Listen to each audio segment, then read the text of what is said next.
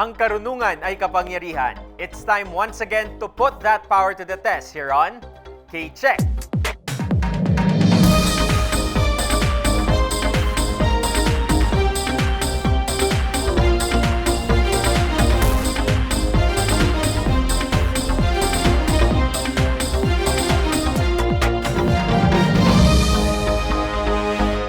Hello everyone, ako po si Jules Giang and this is K-Check. At dahil Friday ngayon, nagbabalik ang ating daily winners. At mula sa kanila, a weekly winner will emerge. Stick with us until the final week of this exciting competition to find out who our next K-Check champion will be. Narito ang apat nating daily winners na dadaan sa ating karunungan check sa araw na ito. Starting the week strong with 115 points, it's student nurse Bob. Will his knowledge be enough to run away with the win? Nursing student Adrian won the daily challenge on Tuesday with 150 points. Will he be promoted or is it checkmate for him already? Alex is here today from Wednesday with a score of 90 points.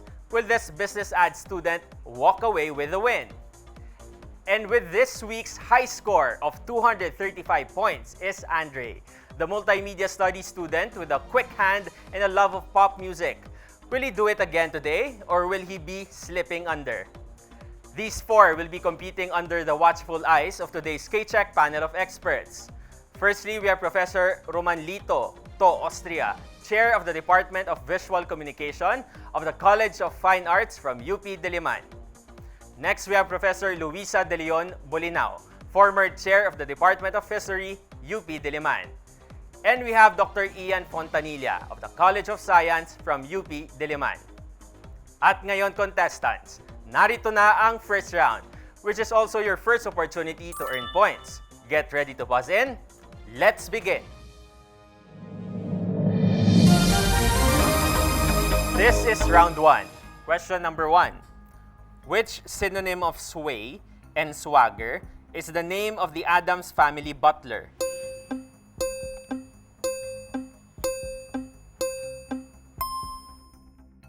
The correct answer is lurch. Question number 2. Which strategic waterway was nationalized by Egyptian President Gamal Abdel Nasser in 1956, triggering a major international crisis?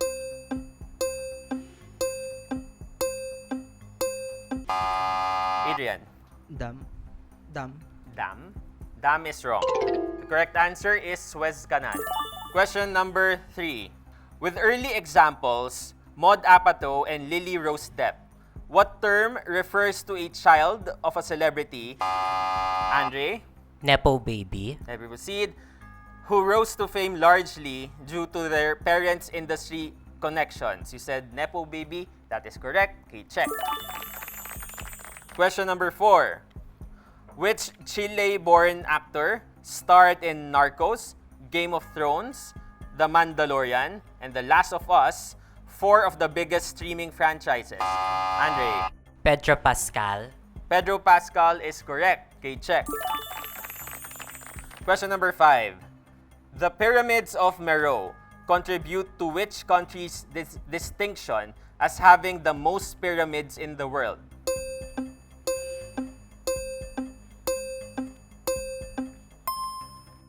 The correct answer is Sudan. Question number 6.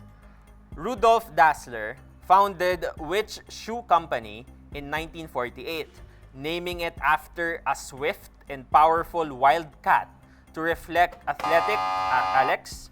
Puma. Let me proceed. Reflect athletic speed and strength. You said Puma. That is correct. Okay, check. Question number 7. What French word for chilled refers to a drink that is shaken, blended, or beaten with ice to create a cold, often frothy beverage? Andre. Frap. Frap or frappe is correct. Okay, check. Question number 8. What is the positive geometric mean of 5 and 500?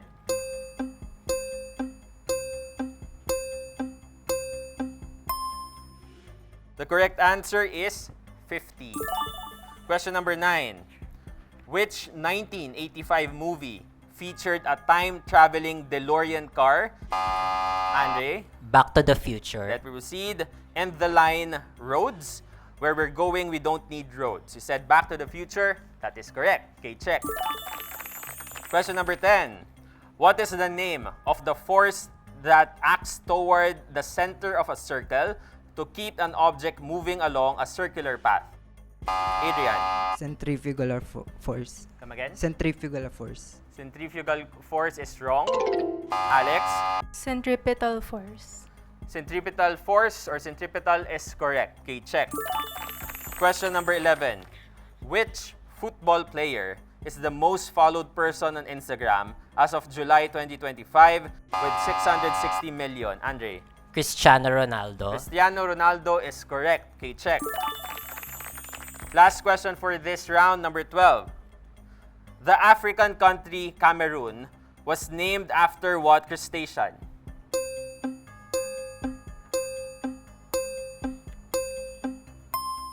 The correct answer is shrimp or prawn. So from the Portuguese word for shrimp, just like the Spanish camarón. And that ends round number 1. And after that round, we have Andre in the lead with 50 points, followed by Alex with 20, and Bob and Adrian with 0 each. 2 more rounds to go, and in the end, we will reveal our weekly winner. Itutuloy ang competition sa pagbabalik ng K-Check.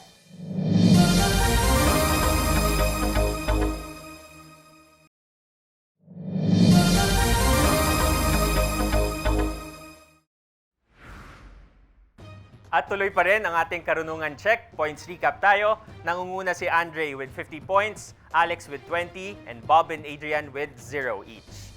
And now, it's time for round 2 contestants. Remember, there is a twist in this round. Each correct answer is worth 20 points, but you lose 10 points if you answer incorrectly. Good luck, and let's begin. This is round 2. Question number 1. Which German mathematician formulated the laws of planetary motion?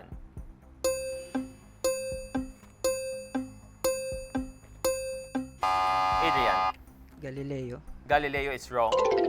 Anyone can answer? Correct answer is Johannes Kepler.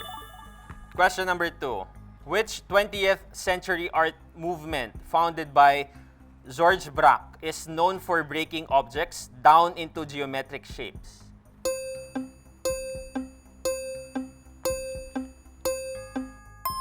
Correct answer is Cubism. Question number 3. Which Philippine president declared the Filipino First policy in the late 1950s to prioritize Filipino businesses over foreign investors? Adrian. Carlos Garcia. Carlos Garcia or Carlos P. Garcia is correct. Okay, check. Question number 4. Which 1984 film featured Arnold Schwarzenegger as a time-traveling cyborg assassin sent from the future, Bob? Terminator. Terminator is correct. Okay, check. Question number 5. Whose personal writings, kept during her time in a concealed annex, were later published as the Diary of a Young Girl? Andre. Anne Frank. Anne Frank is correct. Okay, check. Question number 6. In 2025, which center became the first NBA player to register at least 30 points, 20 rebounds, and 20 assists in one game?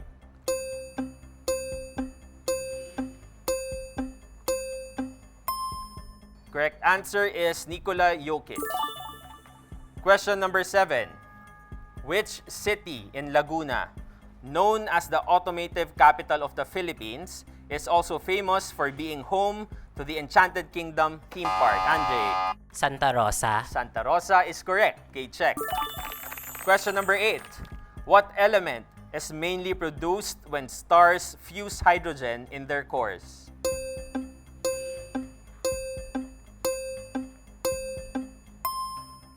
Correct answer is helium. Question number 9. In mental math, how many halves are there in 28.5?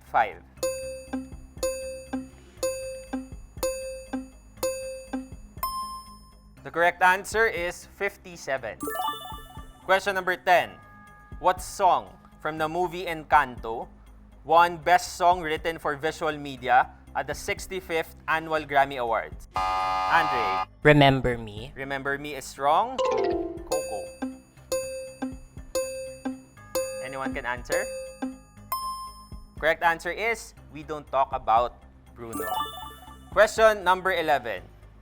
Which present-day country, beside India, is home to the archaeological sites of Harappa and Mohenjo-Daro, known for their advanced urban planning?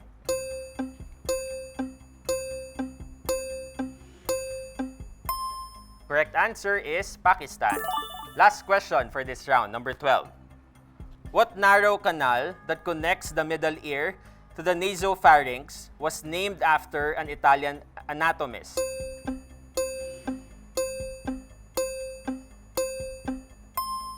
Correct answer is Eustachian tube. And that ends round number 2. Kumustahin naman natin ang ating ranking. Nangunguna pa rin si Andre with 80 points, followed by Bob and Alex with 20 points each, and Adrian with 10. At ngayon, our ultimate pagalingan round is next here on K-Check.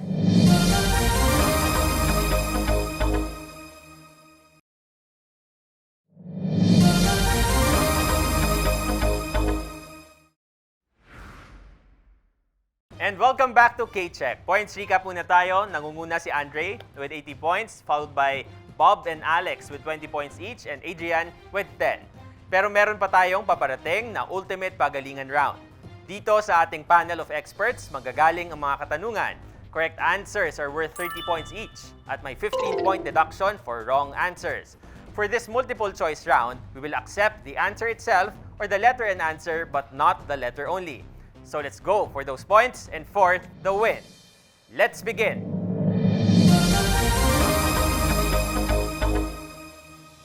Simulan na natin ang ating ultimate pagalingan round. First question from Prof. To. What do you call the ancient burial jar discovered in Palawan in 1964? A. Maitom jar. B. Manunggul jar. C. Adrian. B. Manunggul jar. Ituloy ko lang katanungan. C. Laguna jar. D. Kulaman burial jar. And E. Bornay jar. No? Ang tamang sagot ay Manunggul jar. K-check. Thanks, Prof. To. Prof. Lu, your question please. Okay, Asian geography tayo. What is the capital of Myanmar? A. Yangon. B. Mandalay. C. Naypyidaw. D. Bagan. E. Taunggi. Andre. Si Naypyidaw. The city officially became the capital of Myanmar in 2006. Its name Naypyidaw means abode of kings. The correct answer is C. Naypyidaw. K-check. Salamat, Prof. Lu. Next question from Prof. Ian. Aling cell sa ating circulatory system ang nagbibitbit ng oxygen? Adrian. Red blood cells. Tama, K-check. That was fast. Thank you so much, Prof. Ian. Now we're off to round 2. Prof. To, your question please. Sino ang sikat na artist na naging host ng programang The Probe Team at art teacher host ng Art is School? At isa rin sa mga founding members ng Ilustrador ng Kabataan or Inc. A. Ruben De Jesus. B. Larry Alcala. C. Kuya Boji. D. Robert Alejandro or Kuya Robert. E. Kuya Tony Pet.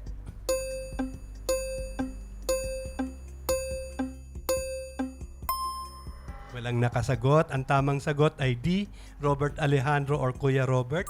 Kamakailan ay pinarangalan siya ng Universidad ng Pilipinas, College of Fine Arts, ng Gawad Alab ng Sining, isa sa pinakamataas na parangal na binibigay ng koleyo. Salamat, Prof. To. Prof. Lu, go ahead. Okay, world history naman tayo. Who was the first female Prime Minister of the United Kingdom? A. Theresa May. B. Elizabeth II. C. Margaret Thatcher. D. Angela Merkel. E. Jacinda Ardern. Andre. Letter C, Margaret Thatcher. the longest-serving British Prime Minister of the 20th century and the first woman to hold the position. This British stateswoman, who served as Prime Minister of the United Kingdom from 1979 to 1990, was Margaret Thatcher. The correct answer is C. Tama ka, Andre Kaychek. Thanks, Prof. Lou. Prof. Ian, your question, please. Kapag ang isang halaman ay dumadaan sa proseso ng photosynthesis, ano ang kanilang binubuo? A. Carbon dioxide, B. Glucose, C. Glycogen, D. Methanol, E. Cholesterol. Andre. Letter B, glucose. Ang glucose ay nagmumula sa carbon dioxide na kinukuha ng halaman at sa pamamagitan ng photosynthesis ay bumubuo sila ng glucose na siya namang gagamitin sa cellular respiration para i-break down at makabuo ng ATP. So, Andre, Kaychek. Salamat, Prof. Ian. Bago tayo mag-proceed sa susunod na part, tapos na tayo sa first half, let's do a scores recap. Nangunguna si Andre with 170 points, followed by Adrian with 70 points, then Bob and Alex with 20 points each. We still have 180 points left for the next half of this round. Let's proceed. Prof. To. Sa Philippine art history, sino ang pambansang alagad ng sining or national artist na tinaguriang Father of Philippine Modern Arts? A. Jose Hoya, B. Constancio Bernardo, C. Victorio Edades, D. Napoleon Abueva, and E. Benedicto Bencab Cabrera.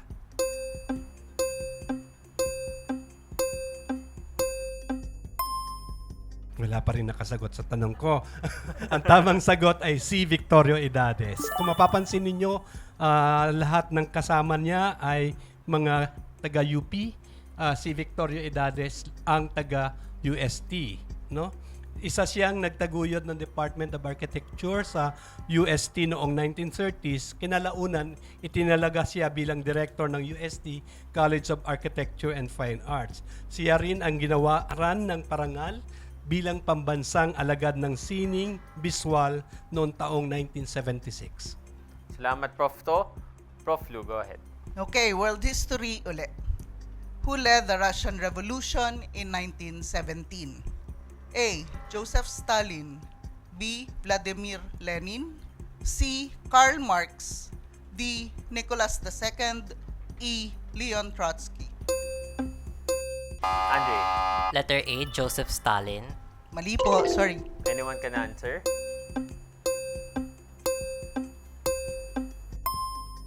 Vladimir Ilyich Ulyanov led the Bolshevik Revolution in Russia, overthrowing the monarchy and establishing Soviet rule, also known as Vladimir Lenin. He was the first head of the government of Soviet Russia from 1917 until his death in 1924. Thanks, Prof. Lou. Next question, Prof. Ian. Saan nagaganap ang fertilization o ang pagtatagpo ng egg at sperm sa loob ng tao?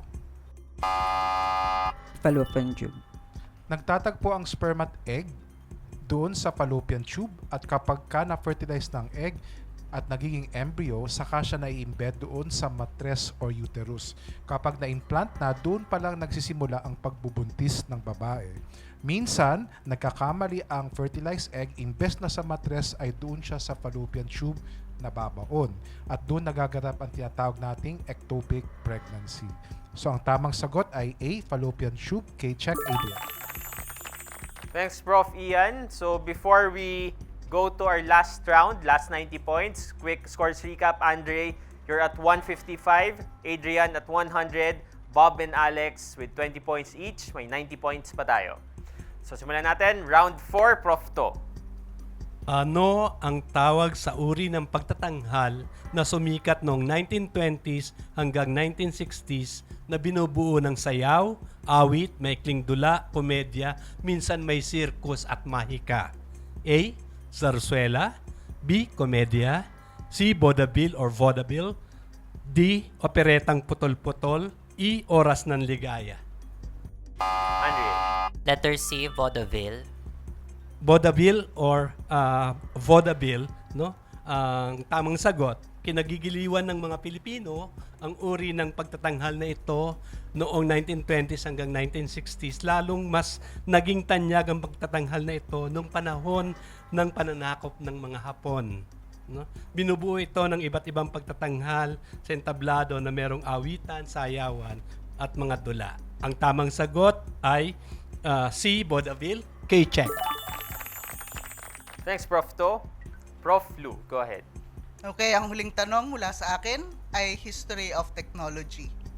Okay, which material invented in 1907 became widely used in manufacturing due to its versatility? A. Rubber. B. Plastic. C. Fiberglass. D. Silicone. E. Nylon.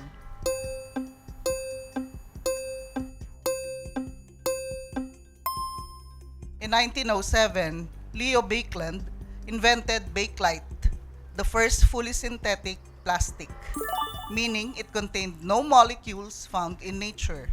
Baekeland had been searching for a synthetic substitute for shellac, a natural electrical insulator to meet the needs of the rapidly electrifying United States. Salamat, Prof. Lu. Last question, Prof. Ian. Last question, tungkol pa rin sa sex. Sa life cycle ng isang paru-paro, sa anong stage ng kanilang development sila nagse-sex o nagtatalik? A. Sa egg. B. Caterpillar. C. Cocoon. D. Butterfly. Or E. Sa lahat ng stages, pwede silang mag-sex.